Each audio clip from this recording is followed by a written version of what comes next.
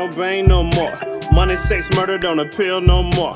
Homies question. Good evening, ladies and gents. I'm King George. I'm the owner of T.Y.I Productions. I am the curator of Black 31 magazine.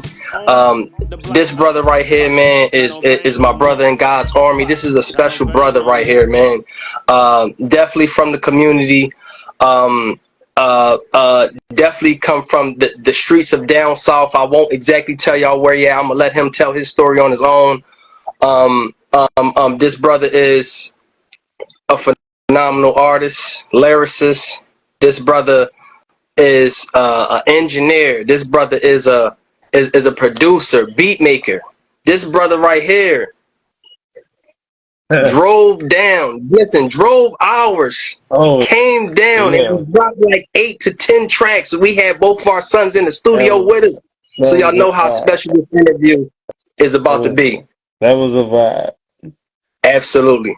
So without further ado, can we please give it up for my brother Durag Johnnie? Let's go. Oh yeah, what's good? They got a ring to it. They got a ring to it. Absolutely, Oh absolutely. yeah.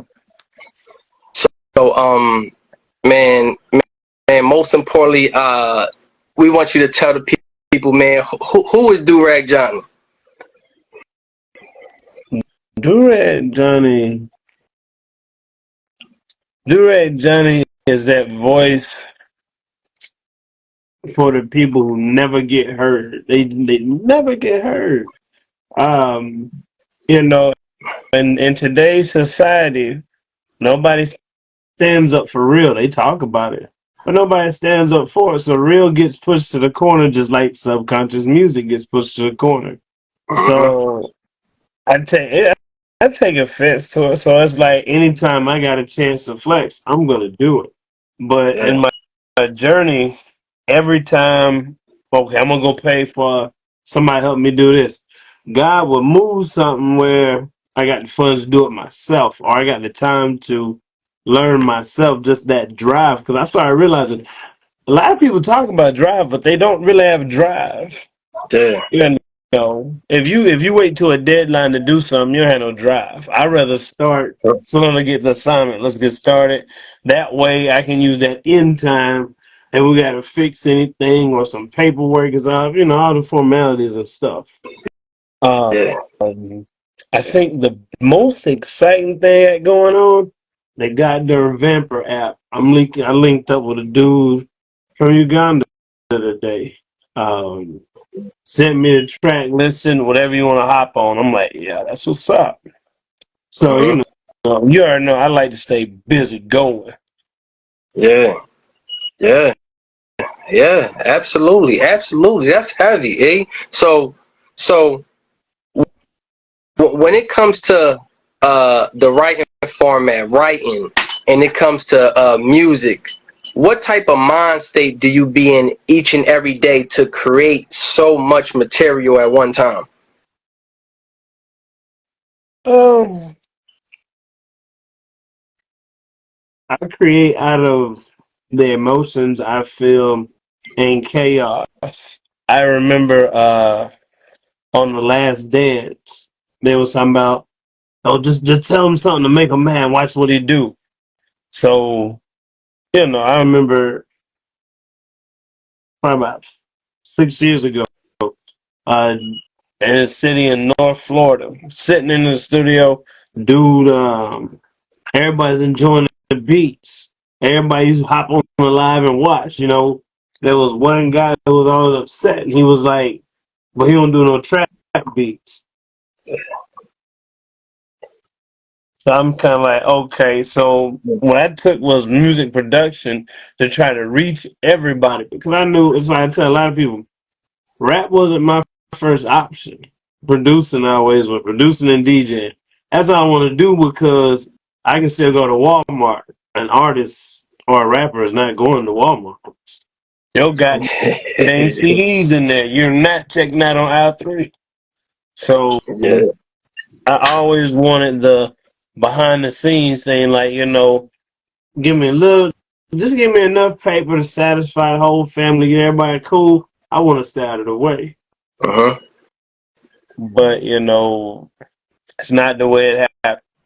So it's different. Taking it on day by day, every day. What you do? Writing, producing, engineering. And I'm at that point where it's like I wanted two different people who sound totally different to me, have different styles to me, just to really work on my craft myself. Because yeah, I can engineer myself all day. But what if I got you, or what if I got another guy? I got three people I'm trying to engineer on one track. Those are kind of tests that's like, all right, let me build up. So when that day comes, I get paid. Everybody chilling, we relaxing. Absolutely, absolutely. At what point did writing become very essential for you, and and who have you worked with writing wise? Who have you helped develop songs for? I started writing. I never. It was crazy because I remember as a kid, most kids, especially coming from Mississippi, you only do one or two things. So for me, mama all American cheerleader. Pop, went to the league. When you split between them two things, and then everybody else sings. Family used to get down with Muddy Waters and all of them. Got a huge plaque in North Mississippi about it. That's So heavy. when you have that on you, and then you listen to a David Banner and a Big Crit, it's like, I view them like my peers. Yeah, So it's always like every time I get an opportunity, I don't care what everybody sound like in California, New York. I respect all them artists, but it's always different with the home team. It's always like, even if it's bad, you know what? That ain't his best, but uh, it's always like that with them. mm, Um, Songwriting, sheesh. I've been doing that. Started that at 11. yeah, Uh, Worked with a few people. Not gonna put them on blast, but I was absolutely. super young, super young. Um, and just I would get gifted. They would say, "How does this make you feel?" And it might be a video of two people fighting, Mhm, and that's when I started learning that if I take my anger and I put it in my writing towards how I'm feeling towards anything, I can sit back and just stack it and say, okay, I want to say this, but I know the rules of hip hop, I'm gonna have to do it like this. So sometimes I'll end up writing the music twice, but that second time, that's where it's like, let's rhyme a little bit here. Am I gonna use mhm, metaphors? When I first started picking up rhyming, I wanted to I over metaphor. Everything was a metaphor. The whole song is a goddamn metaphor. Over yeah, time, I just kind of gravitated away from. I much rather, especially as I had kids, it was like I rather I rather not rap to you. I'd rather be an artist. Rappers are the only people who get classified as a rapper. You're an mhm, R&B artist. You're never just R&B. You're a mhm, country artist. You're never just country. They might say country singer. That sounds a whole lot better than rapper. So I've always wanted all rappers to have the respect of being called an artist. You mhm, call an engineer. No matter how good he is, he's still an engineer. yeah, You so I've always felt like that. I've always, especially the guys that do the rap battles. We talked about that earlier today. Those guys they do a tremendous thing. I will never put my blinker on to go in that lane. No, sir. I like to sit down and write a little bit, catch a vibe, write a little bit, go on about my business. Um, yes, but songwriting, it came early and it came from really listening to a lot of music from the 60s and 70s. That's how my parents played. My mom was huge on Betty Wright. My dad was on everything. Uh, yeah, everything from Kiss to Johnny Guitar Watson. There's a lot of stuff, but when your whole family, mom singing a church choir, and my dad was on the drum line in high school. So you Yeah. got all this music around you, and it's already inside of you. At a certain point, it don't matter how old you get, because hip hop doesn't have an age yet. Yeah. Compared to the other genres of music, you gotta think it's the baby. So, Hmm. a few people have asked me, do you think people still rapping in their 50s? Yeah. Yeah. Yeah. Do I think some people are gonna rap to their grave? Yes. Yes. They'll probably be in their grave. Hey, put the mic up to me. Turn the headphones up for me. Uh, Uh-huh. but the passion really is taking an artist who has a vision, playing a few Hmm. beats. He listens to it. All right, if you don't mind, can I sit in on your writing process? Sit in the writing process and just see how they build their content. Can you see the emotion on his face as he's writing? That's the part of music I enjoy absolutely the most, is watching other people's creative process, the way they attack it. Yes. You'll get a guy who, this guy, like every line is just the way he's bouncing the ideas is like, God dang. But then you'll get another guy who does more rhyming than using more metaphors, and it's just like, yeah. It's almost like trying to compare Kobe and Jordan, almost like trying to compare Jordan and LeBron. Yeah. Both are great, but it's two different lanes. You got to know when to cross over and when not to. Absolutely. Absolutely. Absolutely, brother. And just to gear just a little bit back away from music, but we're gonna come back to it because I know that you also grew up playing sports also. So let the people know, what was the journey like playing sports, going overseas. What was that all about? What was that all of that like? Playing sports in South Mississippi, there wasn't much to do.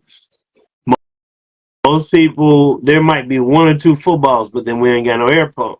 So you was either slap boxing and wrestling all day, or you was running. Well, I couldn't do neither one of them. I was the smallest thing out there. So I said, you know what? I got on a chess team. Got to playing chess. All right. Wrote a little bit in chess. Oh man, you ever thought about poetry? I was what, 7 at the time. Playing with it. I came out of chess one day and I seen this guy, Ashton Green. He was running. And I seen how he was running. I'm like, that guy's not jogging. He's fully bending his knee.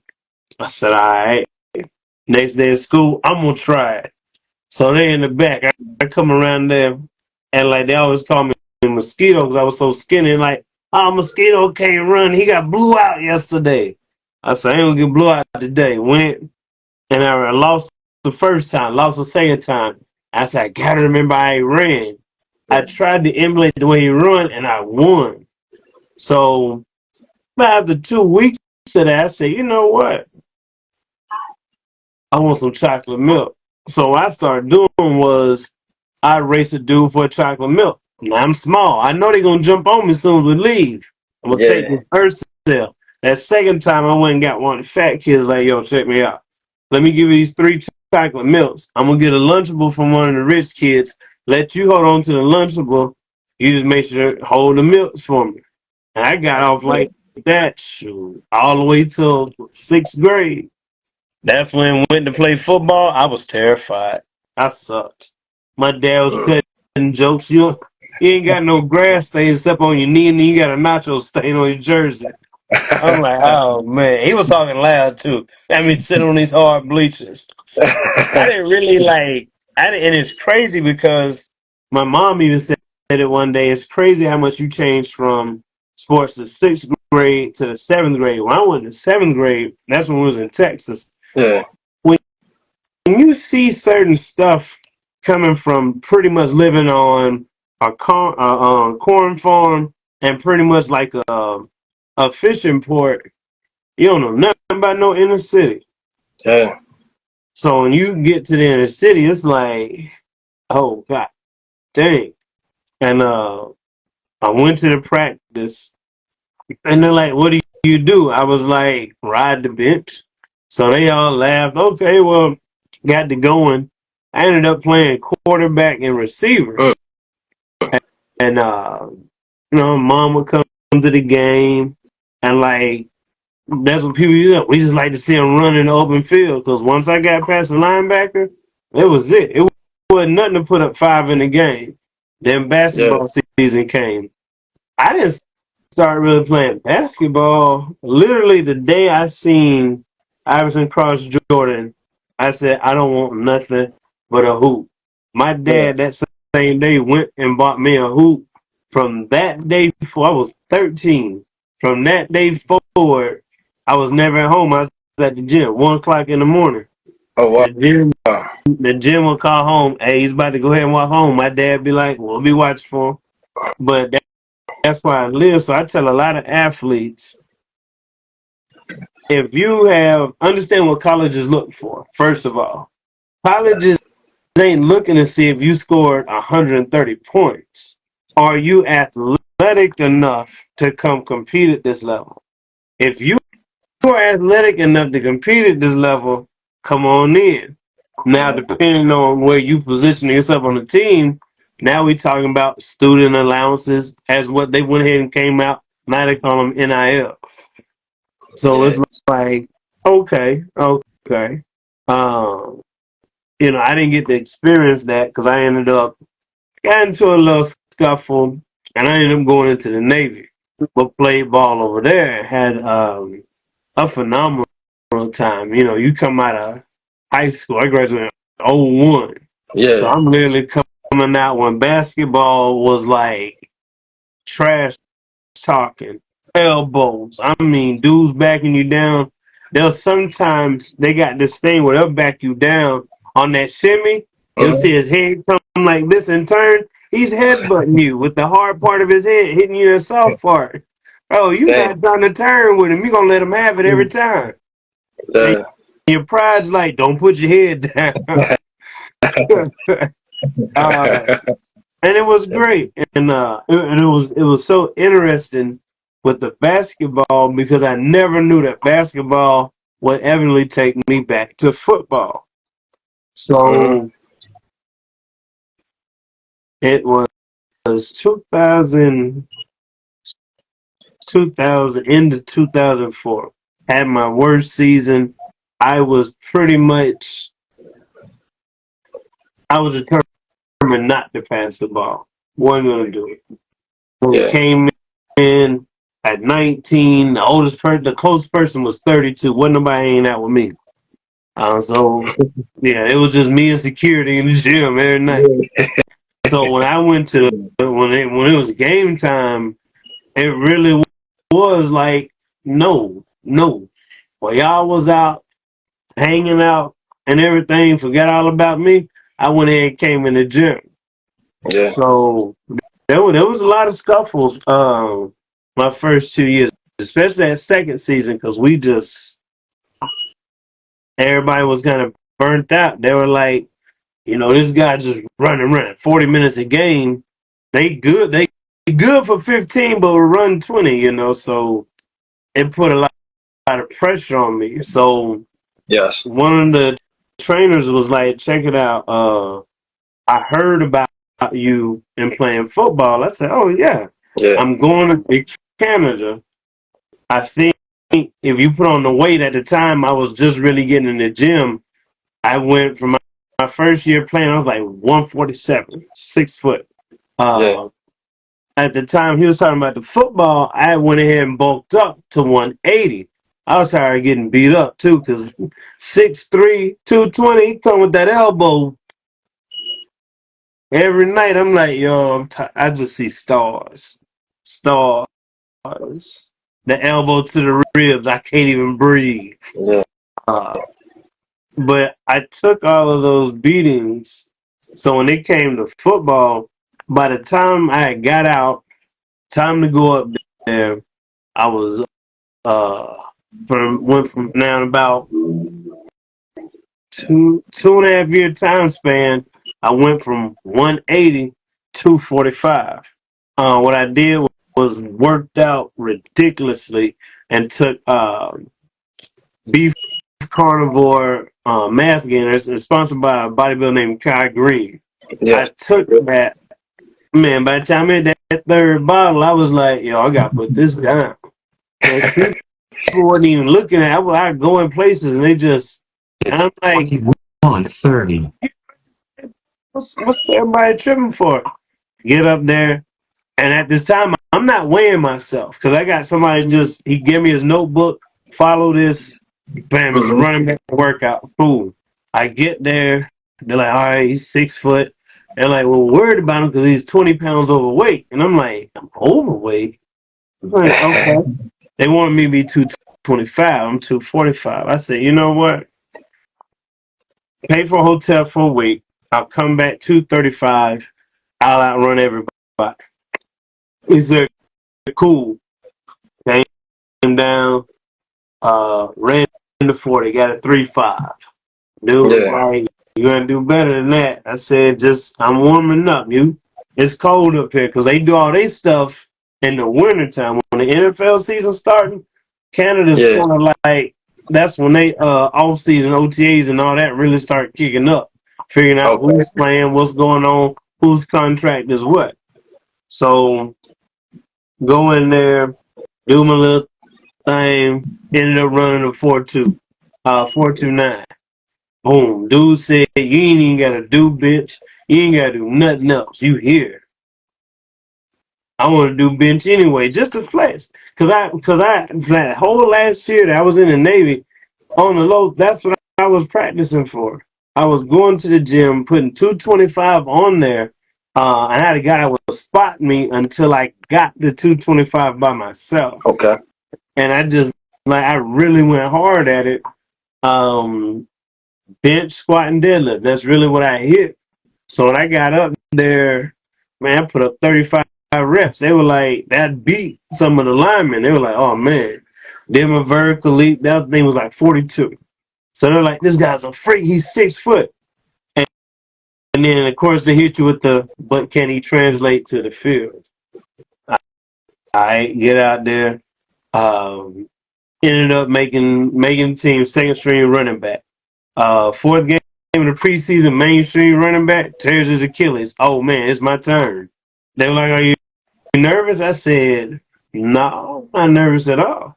Got in there doing my thing. First string quarterback breaks his arm. Gone to the playoffs. I'm like, dang. They said, "Can you throw?" Now this one, the Wildcat was kind of picking up. Ran the Yeah. Wildcat, boom. So now they switched me to quarterback.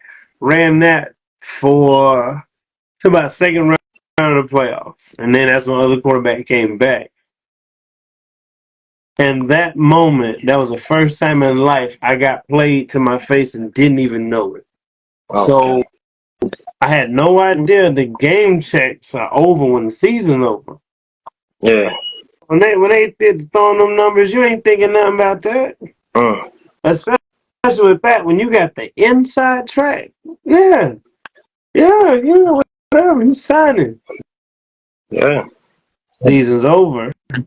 Go to get the game check. Oh, you got your whole what you was entitled already. But if Yeah. you don't know, you thinking they just ball like this. Yeah. And I had no clue. And the thing about it, in Canada, semi-pro and pro run real close. When you get in a Mhm. semi-pro playing Yeah. league, it's no Absolutely. different than like the G League. They might come out there, yo, we like that. We'll pay what you got here. It's a lot, in my opinion, it was a lot easier in Canada than with the NFL. It's just like guys like Goldberg and Terry Crews. I listen to them stories and I remember it's like when you get there, the biggest thing I noticed the first time I went to a training camp was the speed. Yes. Nobody's slow. Nobody's slow. Not even nose guard, not even a nose tackle, but he pulling off the line. Yeah. And I'm looking at like, man, this 300-pound dude's about to slam into me. I hadn't really had that at this point. You know what I'm saying? So I'm like, Uh-huh. what's that happen? Get in Yeah. there. He pulls up. When I got down to Jacksonville, players are different. They party hard. Yeah. Party super hard. I'm talking about come to training camp 30 pounds overweight. Party hard. You Uh-huh. get in there and it's just the atmosphere. Everybody click up, everybody got their people they chill with and they like to hang out with and work out with. But Yeah. that whole experience, it was great. A lot of people be like, you want to go back for the second year? Nah, nah. That first one, it wasn't Yeah. the hits. It wasn't none of that. It was just like I seen how the life really was, and, and I will never take that opportunity for granted. To be able to see how the wealthy move without being wealthy, they don't even pay you no attention. So they just moving, being themselves. Uh-huh. And I took a lot of that in. Took a lot of just listening, being a fly on the wall. A lot of people nowadays they don't want to listen. That's So true. I'm a fly on the wall. I'm starting to hear about tax deeds, and that's a huge thing in Florida. Looking for who got expired on taxes. Huge Yeah. thing. And you be done get half a city block. You might be done get because ain't nobody paying the taxes. Don't know really who even own it. Yeah. When you mark off all them other people that's bidding for it, and let's say you got 7 people, each one's 100. All you gotta do is go down to the tax lien, pay the $700. They'll let them people know if they cool with it. You done bid up all the slots, and if it's been 7 years, you about to get that property. Now you're telling somebody who paid it off, either you can get out or pay me rent on what you already own. Mm.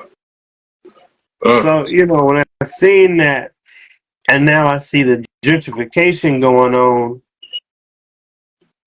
In some instances, it's going to be easy to kick people out. You think, oh, yeah, they letting me ride. Nah, they just waiting until they can get your neighborhood. Now they got enough built up against you. Can't pay that back. You got to go.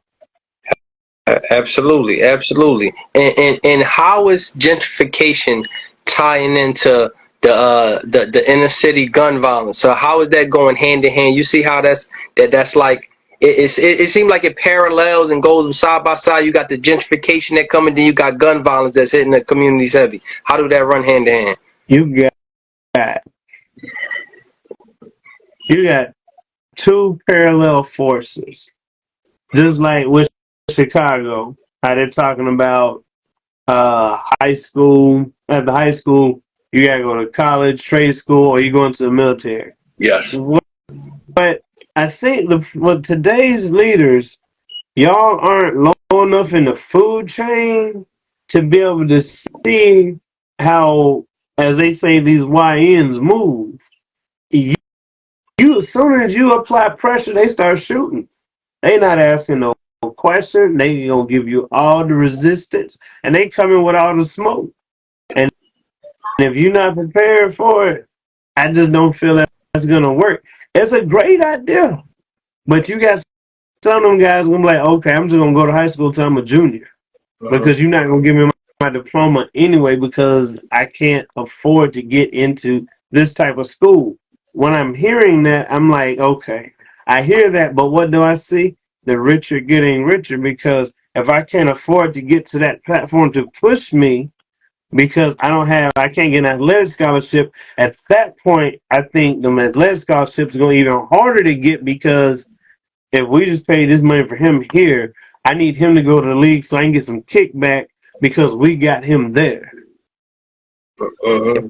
It just, and I'm hoping that we can get some better talent in the sports. Like I said, basketball had a fight 2 nights in a row. Yeah, yeah, yeah. You know, and all of that, it comes back to the music. If you put out a bunch of derogatory music and you wonder why you have a depression cloud around you, the music you listen to sets your frequency all the way. Yeah. And you could wake up, have you a nice cup of coffee. I'm talking about just smiling, but put on something that'll tickle the devil's fancy. Watch how quick your day just falls apart. Just knocked your whole puzzle off the table. Yes, yes, yes. Absolutely, absolutely. Um, when it comes to the state of mental health for Black men, what state of mental health do you see most of the inner city youth in right now at this moment? And how is the music affecting their minds? All this new music. I have a fine opportunity of being a product of going to the inner city schools, but not living in the inner city school neighborhood. Uh-huh. So, you know, as a kid, what you see every day, but you come naturally immune to it because you find that the natural. And in the song uh, "Growing Pains" and "Pops I Don't Bang No More," I give people an opportunity to see what I saw as a 7-year-old from a school bus window through Yeah, elementary school. Once I hit middle school, we moved to Texas. Got out there, a bus wouldn't run to my neighborhood. I had to walk the 2 miles of school, and I tell a lot of people, Texas grew me up real quick. You it was that was different. It was different. You walk and I've never seen gutter drains this huge before, but I see the homeless people down there. yeah, yes, You walk, you see the gangs across the street. They hold it up around their barrels. Like you don't know what's up, but you know what time it is. So you trying to walk down. You praying to God you ain't got nothing on that's gonna offend you. yeah, And some people try and play it off like, oh no, they don't really be like that. No, they do.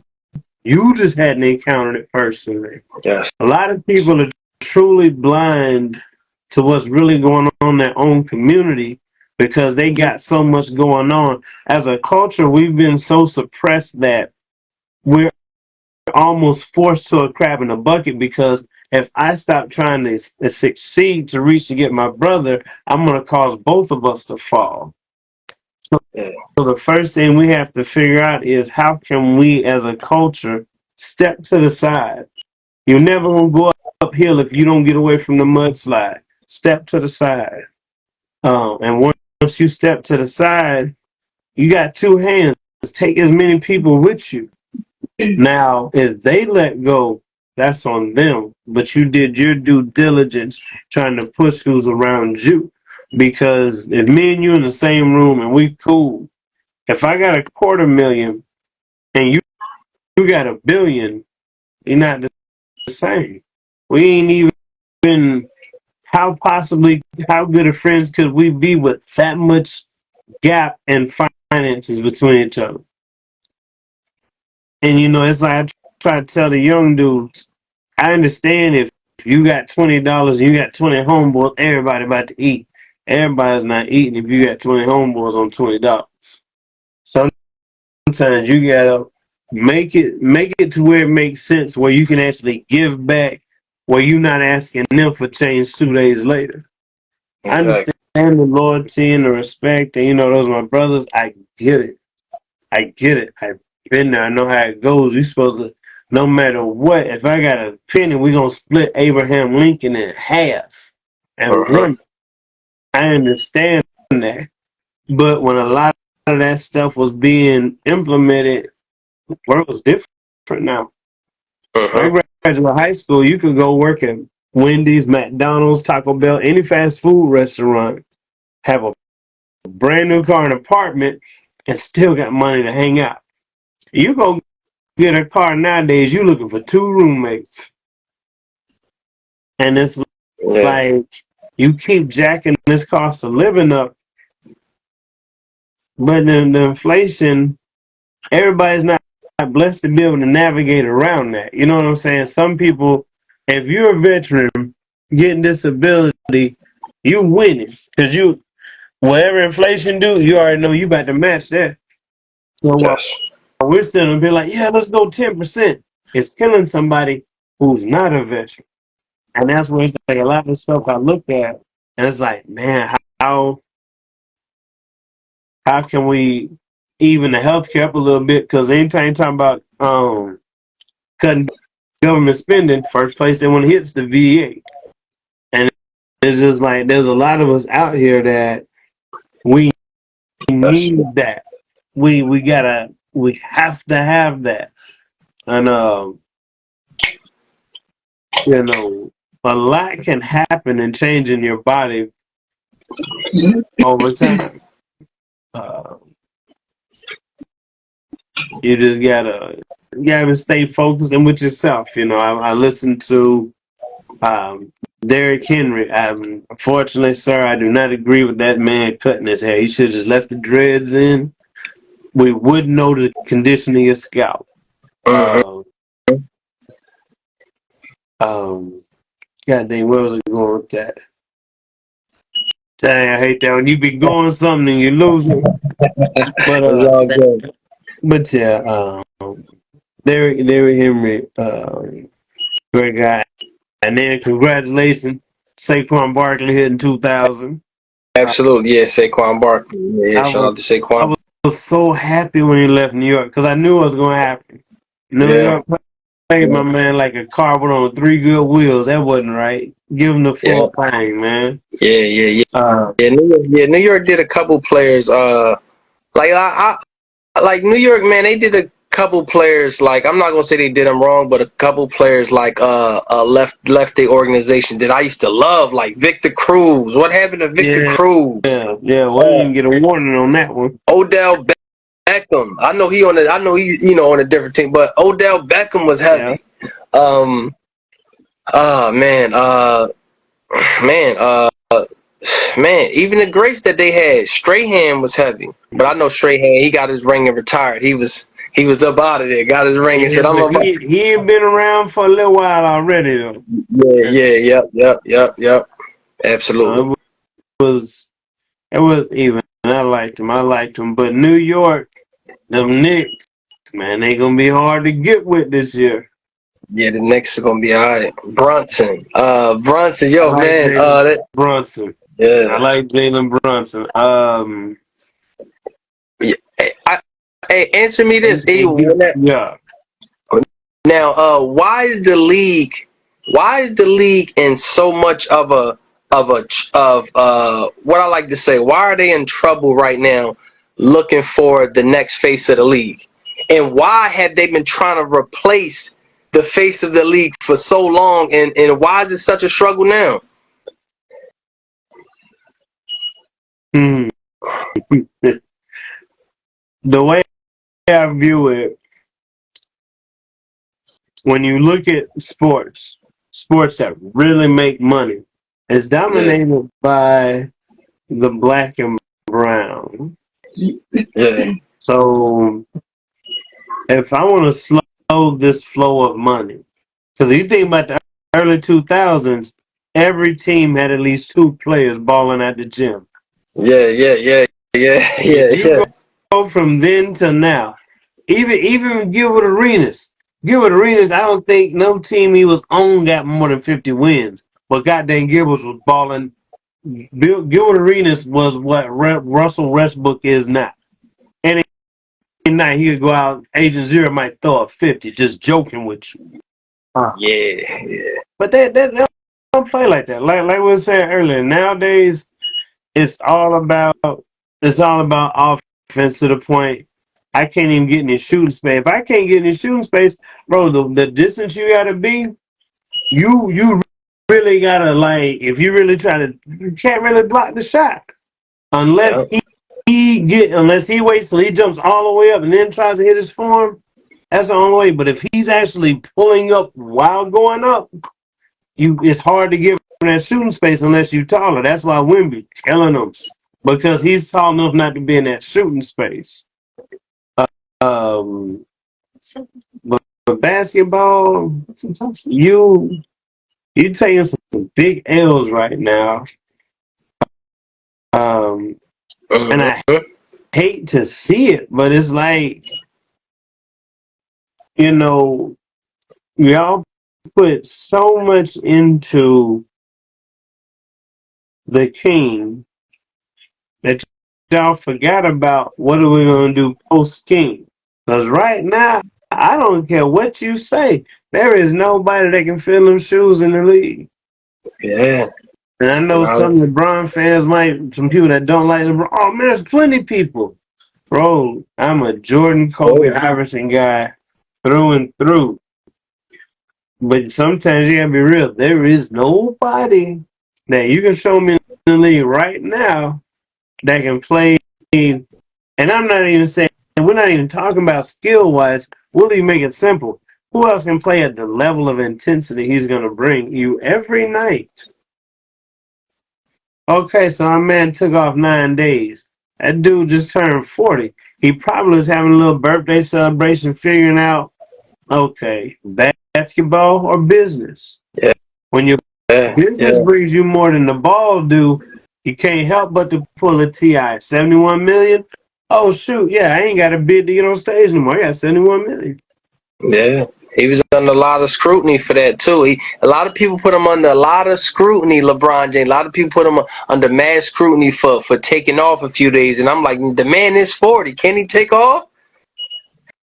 The thing about LeBron is I'll give LeBron a whole lot of grief just out of sparring to have a conversation. But at the end of the day, that's a bad dude. I mean, I'll always debate. Everybody will have a different top 5, 3, whatever you call it. It's always going to be LeBron, Jordan, Kobe's. They're always going to be up there. Yeah. Now, as time goes on, we'll see. But right now, even if the one person that was going to really put it on, everybody knew it was Ja Morant. But when he let that go to his head, I mean, he got attracted to a lifestyle he didn't know about, got involved, and I think he may have got a little stuck and had to do some things. But Absolutely. bad. Absolutely. Now you know what's one thing I forgot. You know what's so crazy that you say that, because when I sit back and I see some of these dudes, like Ja Morant is what, like 6'6", 6'7", Nah, and he's 6'3". 6'3", right? 6'3", right? And sometimes you forget how young these guys is. These guys only like 18, 19, 20. And the height, you be like, damn, they should have this mindset of already think. You like, damn, the guy is only 19 though, right? And realize I didn't even I'm sitting back and realize, the whole time he's listening to NBA YoungBoy, and I'm sitting back and I'm like, but they the same age, and I'm sitting back like, damn, I forgot that they even the same age. You get what I'm saying? Right, but And I'm like, that's where the music really comes in. As kids, you ain't trying to hear that. What you listen to will influence you. It really does. It might not. It does. It might not influence you as a kid, but you got to look at the long haul. Going from 13, let's say we go from 13 to 36. If you listen to some music, some rap music that's really just straight hate for that long, you don't think you're not going to be a hateful person, a vengeful person, quick to retaliate? A person walk up, what you doing, man? You know what I mean? So that's why, we got to put that music on. Music peels the layers off, so that's why with certain hip hop, I have no qualms with the trap rappers. I have no qualms with the boom bap community. with not the alternative rap community, I love them all. They are all family. Yes. I just chose to gravitate in the introverted lane of social conscious rap, where it's more you speaking on self, your self reflection, self preservation, how you're pushing forward, you know, Mm-hmm. and that's why I say, you got to know how to balance metaphors and rhyme. If you're on a club record, I don't really think too many metaphors are necessary. But that's just me because I'm more trying to get you up. I want you to think a little bit, but I don't want you to sit down and really get thinking. Yeah. I'd rather you keep going, give them tidbits at that point. Yeah. Um, but certain tracks, like I said, I wrote something today. I looked at it and I wasn't disappointed, but it was just like I just watched. Who was that rapping? I had just watched that Method Man, Redman, and Ghostface Killer. Mm-hmm. I just watched that. Then leave what I wrote, and I said, "Oh man, I'm glad I got confidence in myself because it'd have made me want to hang it up the way they came with it." But then Yeah. I had to remember it's a live performance. Yeah. They're walking around and moving. Their energy is gonna change with everything. I said I tried to do the recording sitting down. That didn't work. Tried to do the standing up but not so loud. That didn't work. I just got to go in there and be as loud as possible. But I try to explain to people it's easier to turn you down than to have to turn you up. I can turn you down and just set you right where I want you. If I got to turn you up, I can only turn you up so far for I hear distortion. And at that point, Exactly. nobody wants to hear that. That's the truth. That's the truth. Just like you want distortion in the music and the sports world, if you try to move with no distortion, just like Steph Curry, they keep trying to say, well, his wife's cheating on him. If he don't care, why do we care? Why do we care? No different than the story going around that Michael Jackson beat up Tupac. They're both dead. Well, we know for certain one's dead. Does it really even matter? It don't That's true. matter. We spend too much time policing and politicking the stuff that's factual, but it doesn't do nothing. Just like facts, far as like you have on shades, I don't. That's a fact. They'll sit Yeah. there and argue that all day. They argue the facts, but they'll come together over opinions. Mm-hmm. Yep. Opinions don't Absolutely. always. Opinions are the most personal thing. If me and you both feel white studio monitors are the best, that's what we got. And I Yeah. think that's what people really have to get back to. We both agree on this for this reason. So on that level, can we meet and agree to start? We'll be peaceful. You got a friend that might do this? Cool. It's just like bands. You see them get together and break up all the time. He don't never come to practice. Instead of criticizing him for not coming to practice, maybe encourage him, hey, want me to come up to the house and play with you. You know, I think as soon as we as a culture get more about helping the person next to us than staying ahead of the person next to us, we'll move ahead as a culture as a whole. Mm-hmm. Truly, how I feel, we're a brilliant species that's here. Um, we can do a lot of things. We can do a lot more things together than separate. Yes. Um, And as much as black people talking about racism, I sometimes, in some lights, feel we're the most prejudiced people. I will judge you because you got on Velcro shoes versus a pair of Jordans. I will judge you because you can't find a white shirt without armpit stains. I will judge you for all the things that I feel is beneath me. and that's what we do. And I feel some people position their success so nobody can talk bad about them. That's not success. I feel like that's a coward because now you get more energy running from confrontation than saying, "Hey, don't, don't disrespect me." But if you got faith in God, you can make that stand and keep walking. Yeah. But if you ain't got the faith, when you say that, you hoping and praying to them personally, hey, universe, let them relax. Yes.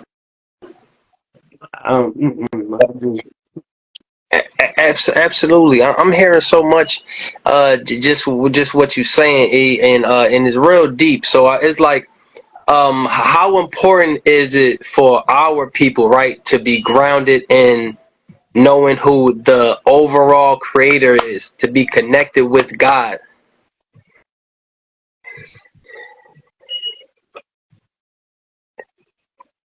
If a person came to me at this moment and said, I just got saved, I need a quick reference to what time period biblically we are at now. I would tell them just read Revelations. Don't read nothing else. Believe Genesis 1:1 and then proceed to Revelations because that's where we're at. Uh, Yes.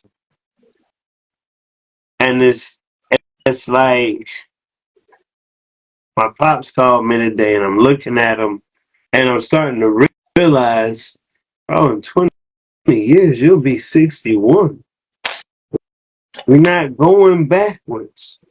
We're racing toward the end of time, faster and faster every day, and it's like I sit and I look at these people who have these massive circle of friends.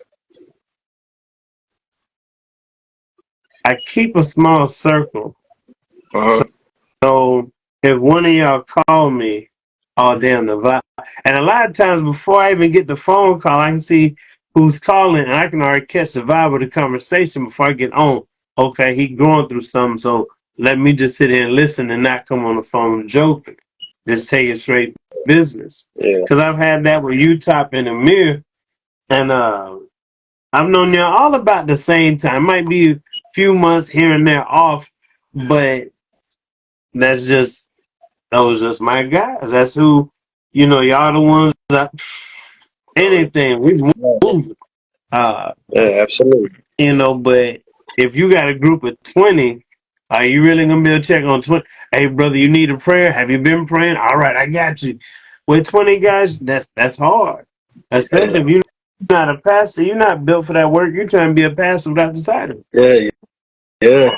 Keep your circle small. That way, if that way you keep down beef, you keep down riffs, and everybody is in accordance everywhere you go. Presentation is everything. If I have a record label with artists, when we go to a venue, we're not being loud and hanging out all over the place, drinking and smoking and bringing bottles.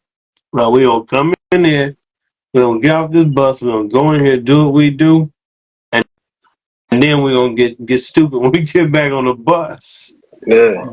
Yeah. But until the work is done, you gotta keep it professional. And I think that's a thing that's lacking in today's society is these kids are out just straight experimenting because they had nobody to show. Yes. And I don't know about you, but to try to teach a 20-year-old to do something and watch this kid get frustrated, and now everybody's like, you might want to fall back, you might shoot. That's a crazy society to live in. Uh-huh. And, Absolutely. we Absolutely, brother. we supposed to control the government, but the government controlling us. Uh-huh. And it's just we gotta we gotta realize black and white only matters when it's less than $1 million. Once you get north of $1 million, black and white no longer matters. If you got a $1.5 million business and I'm worth $5 million, I'm definitely about to put 75 $750,000 into that business, holla at me later. But when that Yeah. guy gets that 750, he don't go get a chain. He don't go buy mama a house. He don't go buy himself a new car. He takes it and he invests it because he knows when I spend this money out of this business account, I'm gonna get a return on my investment through my tax write-offs. What's he Yes. gonna do as soon as he get that? You helped me out. Here's the money. Next time around, here's 450. Next time come around, I'll give you 450 again. Keep the change as a extra thank you and courtesy for trusting in me. Mm-hmm. For black people to get there, it's not hard. The biggest thing we got to do is be able to lay our pride to the side and say we have to unite and join hands. Only way Yes. it's gonna work, man. And music, and I'm praying that the music I do, and not just sheds light, because I'm not trying to beat nobody up, but I'm hoping it sheds a light where you say, okay, I see what he's saying. Because when you start, and you know certain rappers do this, when you start triple entendre the metaphor, that's just for artists. But you gotta realize there's gonna be way more consumers than artists listening to your music. Absolutely. I don't want to confuse the consumer, and but it's like that's just one more barrier we got to write inside of. And I always tell people, you never really appreciate a writer because some people gotta have extreme chaos. I like writing in chaos. That dang baby tearing up the whole house screaming. I ain't even paying attention. Oh, I'm writing some good stuff. They ain't even paying attention. You Yeah. know, and then the dude in Canada literally showed me, okay, I can take anything and give it a trap feel. And the way he was pushing the energy behind it, I was like, Yes. that's immaculate, man. Because I know Yeah. I'm not even gonna try. I can't take so much energy and push it into a lower BPM, and just watching them do it is just like that's where the creativity process starts all over. We're gonna start back from ground one, clear off the chalkboard, take all the name tags off, day one, take off. Yes. Yes. Yes. Mm. That's heavy. Hey, that's heavy, brother. Mm. So I got a serious question. We're gonna break it down to like take it down to our last two questions, but most importantly, right? This is something I always got to ask. What advice do you have for specifically young brothers growing up? What do they need to what do they need to know to be grounded in? Number one, being a man first. Number two, being successful, and number three, uh, making sure that they have good values and setting good standards in their life. First thing to do, get a Bible. Understand you're reading the King James version, not the Geneva version of the Bible. Mhm. So you're gonna have to read it and then pray about what you just read. Because the thing about that King James Bible, if you read it for what it really is, you truly miss the significance of the story. And that's why some atheists have no problem reading it, because in certain parts, unless you are in the spirit, you're not going to feel that power in that passage. So when you get a piece of that power, hate is cold. Hate's cold. I know people say, "Oh, I'm hot with envy." Nah, you're really cold. To hate somebody, you gotta be a cold individual. So, and we see them all the time. A person wears that coldness on them. It's 90 degrees outside. They walk by you. Hey, walk by one more time. They cold. Those are the type of people that will, even within they'll have faith, and they will go out and denounce everything for the attention. And it's just like, do you have faith for when you die, or are you trying to put works behind your faith? And right now, you see a lot of more people. I got faith, but I don't feel I have to go to church. No, you do. Well, I don't feel like to read my Bible every day. Going to church, reading the Bible, that's your way of having communion. You got to do that. And to get the youth back on track, takes a village. Yeah. Quit, quit creating differences. I don't like your street. Both streets can be Magnolia. Yours is Drive, mine is Way. I don't like you because yours is Drive. You've let the food and the government. Like I said in the song today, we do more killing of each other than white people have ever killed us. Yep. But you'll Yep. nobody will talk about that. They not, you know, me like let's see, two black dudes get in an argument. Pow, pow. When's the last time you seen two white guys get in an argument and kill each other? When's the Not last too many. time a black person and a white person got in an argument and the black person shot the white person? Not too many. Quick, oh, you ain't worth it. You ain't worth it. Soon as he get to be with that black dude, pull out the whole arsenal. And Mm-hmm. that's how you know that you living in a sick time where you got people that I want to be free, but I'm going to kill my own. Government can't turn you free. You have to free yourself. Quit looking for somebody to free you. Freeing yourself is an option that you make, that you have. Okay, I want to step out. I want to do this. I want to be the greatest athlete. I might want to be the greatest writer. I might want to be whatever it is. And I tell this to my kids. They know, don't tell me your dream because I'm going to push you off the cliff into that dream.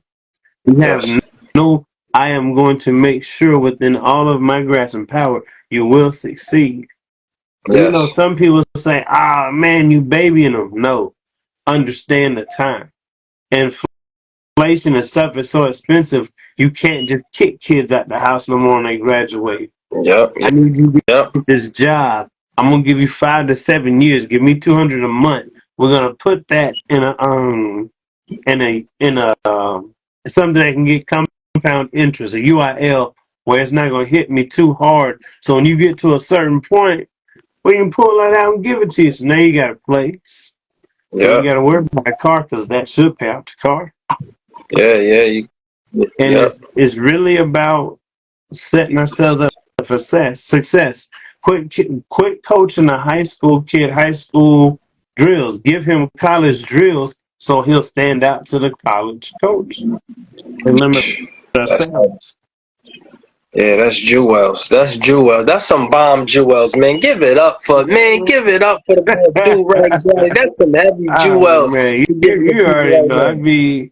I'd be hitting them vibes and just I'd be gone. But Yeah. I Yeah. do a lot of I do a lot of thinking anyway. For Uh, sure. For sure.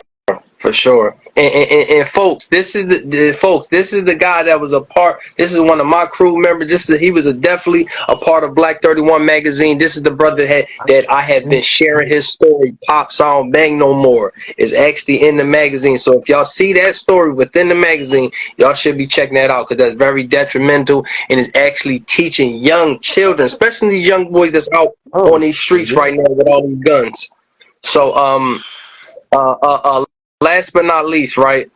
Tell the people, what do you love most about yourself and your family? The thing I love about myself the most is it's not popular in what we do, but I'll let God step in and use me whenever He need to. Because at the end of the day, I try not to curse in my music, so you don't have to turn on the street that the church is. Oh man, let me turn this down. You don't have to do that. I Yeah. like to make and push the music where we want to call this gospel, but it's just too rough to be gospel. We got to move it back to hip hop. Yes. Wherever you place my music, my objective is to leave an impression. If you're thinking about killing yourself or something, well, I know he had a song on this track, this album, whatever, whatever, and my objective is to talk you off that cliff. Because if you can write a peaceless time of music, I could be dead and gone, still saving souls. I don't have to come up to you, slap you with the Bible, hold you down, and baptize you, and I got it. You ain't got to do all that. I could tell you God bless, and it could move something in your way that'll open up the doors of, I need some more of them blessings. I need to find out more about God bless, Little young kids, 6 years olds are navigating Google. Mm. So, so you definitely got to watch what you say and do nowadays with AI more than ever. Yeah. So, my whole thing, I just stay prayed up and I stay out the way. Yes. Yes. Yes. Absolutely, brother. Absolutely. Absolutely. That's heavy. That's heavy, man. And that was so heavy that everybody need to hear that in these times. Let God use you in the right way, folks. That's basically what this brother is telling y'all. Let God use you in the right way to pour towards positivity, towards goodness, and towards all the things that He wants you to celebrate and to be inspired about. So that's what it's about. And last but not least, let the people know where they can find you at, and let the people know about the new upcoming projects. Shoot, fine. I'm horrible at social media. Instagram, J Enigma. That's really and then TikTok, I think, is Durag Johnnie. But Okay. TikTok and Instagram, those are the ones I really try to stay between. Facebook, most of the Facebook people, the artists from Florida and family, really, and I try to that's how I really keep everybody separate. Because once you let people that enjoy the music, I'll never call a person a fan because that sounds, to me, oh, I got millions of fans. That sounds degrading. You got millions of people. You're positioning people, and this is the funny thing about spelling in the English language.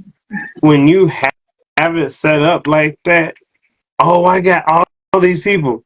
That's no different than saying you got a million slaves. So I much rather position myself for when you hear the music to lift you to level where we can have an even kill. Mhm. There's no civil war. There's no distress. Everybody's cool. I just want peace for everybody. Some people might say, "Oh, he sounded kind of Russell Wilson like that man's winning, is he not? Yeah. He ain't taking no L's. Y'all saying that he weak and all this. That's not affecting that man. And it's crazy because I look at these guys say that, and most of y'all are married. Mhm. You think your wife ain't said, wait a minute, if he's weak, and that just made me want to marry him, but you say that's weak, and then you wonder why everything is always fishy. Mhm. Mhm. Absolutely, You man. want to keep peace in your house? Just leave your phone turn with the screen up. I promise you. And it'll be peaceful in the house. Usually that screen down, there's gonna be a whole lot of just how they be looking and patting that foot. What you got Yes. going on for real? Mhm. Absolutely. Absolutely, brother. Listen, man. and the newest projects that we got coming up soon, 2025. Oh man, definitely. Even though I got pulled to a project. I don't know the title of it. I picked out the beats. I'm gonna run with it. Me and Reduce are still working some things out. The feature with the guy in Uganda. I'm still trying to get his. I guess what will be his American name. But he was sorry. He was really. I'll send you the SoundCloud link. He really, even though he's from Africa and he rap, it could make it over here. Okay. Okay. He's really talking about just really social conscious music. Really is just that, social conscious. We're talking about things that are socially going on around us that nobody wants to talk about because those are black areas. Those are black areas because it's areas that will elevate. The moment, some people might not remember this, but I remember when Bill Gates sold Microsoft. At that moment, the government didn't realize they were going to lose the people because he gave so much money to the people. The government didn't realize we really lost out. A lot of people came up and got rich. Well, the same thing's about to happen with the crypto. So I've have thought about maybe putting up projects, social media platforms, streaming sites, and possibly an NFT. Yeah, non-fungible tokens. So listen, man, that's wonderful. And listen, man, thank you for hopping on the live with us. This brother will again. This is my brother right here. So again, I told y'all this is my brother in God's Army. He will be again in Black 31 magazine. We have some creative projects coming soon, 2025. Poetic Durag, look out for it. Something official. This brother is making the instrumentals. So listen, this is the brother right here.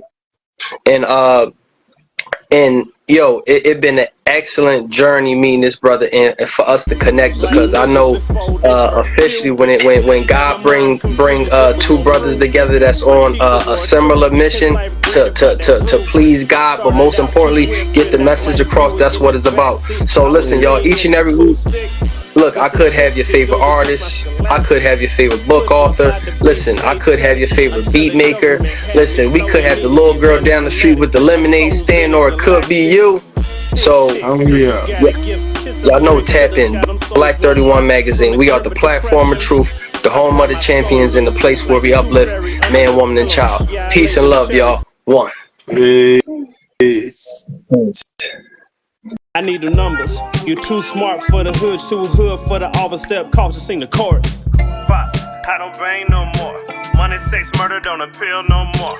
Homies question like I'm on Donahue. How many flags with another nigga residue? Passed up a shoebox. Ox on the block. Pops, I don't bang no more. Pops, I don't bang no more.